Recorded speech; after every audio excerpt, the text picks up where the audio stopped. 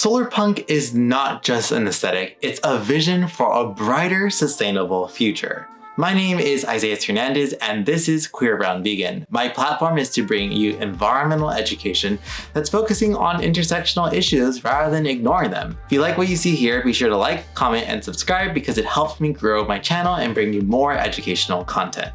So what exactly is Solarpunk? Solarpunk is a world where nature and technology coexist, where we don't waste and renewable energy is the only energy, and we have spaces meant for us to hang out that don't put toxins in the air or charge us money. Solarpunk is a movement that envisions that and helps us to imagine a future where humanity has reintroduced regenerative practices and symbiotic technologies. As for the aesthetic side of Solarpunk, this is what captures a lot of people's attention.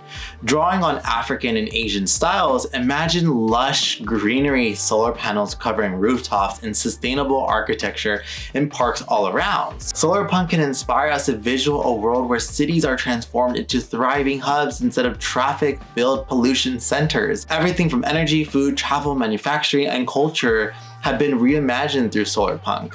Some popular examples include Nausicaa and the Valley of the Wind Island by Aldous Huxley and Black Panther.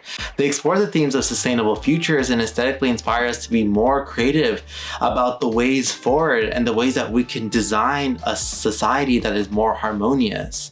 Solarpunk to me is about environmental values, which means it's also anti-capitalist and anti-consumerist. Solarpunk is about a better future, which is a solar and the act of replacing and stopping the systems that is kept from future from happening, which is punk. Local issues like air pollution and big issues like climate crisis all come from a reliance on fossil fuels for energy. Solarpunk is about a commitment to renewable energy and sustainable power sources.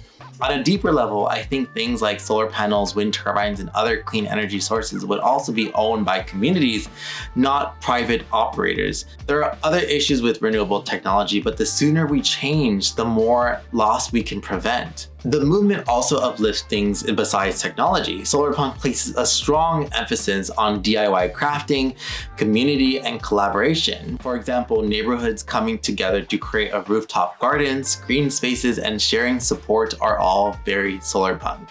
It's a vision where people work hand in hand to build a resilient and interconnected society. Solarpunk is the weaving of appealing biophilic design with the values that it represents, and we need that in the world. Sustainability should be inspiring, and Solarpunk helps make that possible. Will the future arrive soon?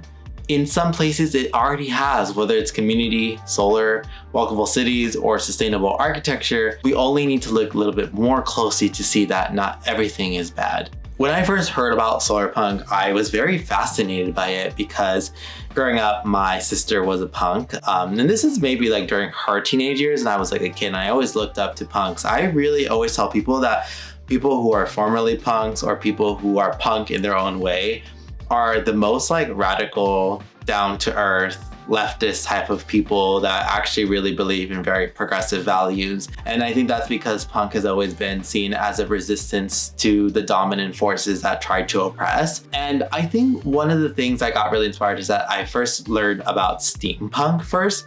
And steampunk is actually a very fascinating preconceived thing before Solarpunk. I'd say that steampunk focused a lot on the ways of hydrology and water and steam and what can be created. And if you look at steampunk images, it's actually really interesting because there's so many ways in which those societies are designed. The one thing that is my concern around Solarpunk right now is that even if you look online, although we can look at Solarpunk being a very around Black radicalism, like, examples like Black Panther can see similarities of like Solarpunk, but also Afrofuturism, is that on social media, majority of Solarpunk is often represented a lot by like white individuals. I don't want this fast, like fantasized type of image or even book about Solarpunk to be whitewashed, essentially, right? Like we want it to be very holistic based on the earth, and also a lot of the architecture comes from indigenous cultures, the ways that buildings are designed. I mean, like if you look at Yemen, like the ways that those buildings were designed, or in Iraq, or like other things like that. Like there's a lot of really cool cultural ways of how homes have always been designed. And so I don't want to make it seem that Solarpunk is new or it's the new big thing while erasing all the indigenous wisdom. I think it is important that we recognize that and that we also be wary of that. I know that not everyone does really see a solarpunk future. And I know that, our views of what a solarpunk world looks like to me is much more holistic of an embodiment versus like a physical actualized or materialized space. And I think for me, that's because the embodiment is what really shows people's actions versus creating a structure that doesn't really embody people's lifestyles or cultural beliefs that come from different types of groups. So just wanting to take that as my personal critique of solarpunk that sometimes I get concerned about online, but I think overall it's such a great concept and I think it really helps a lot of people. Thanks for watching this video, and be sure to like the video, leave a comment below about your thoughts around solarpunk and what does your future of a solarpunk look like, because I am very interested to see what your models look like.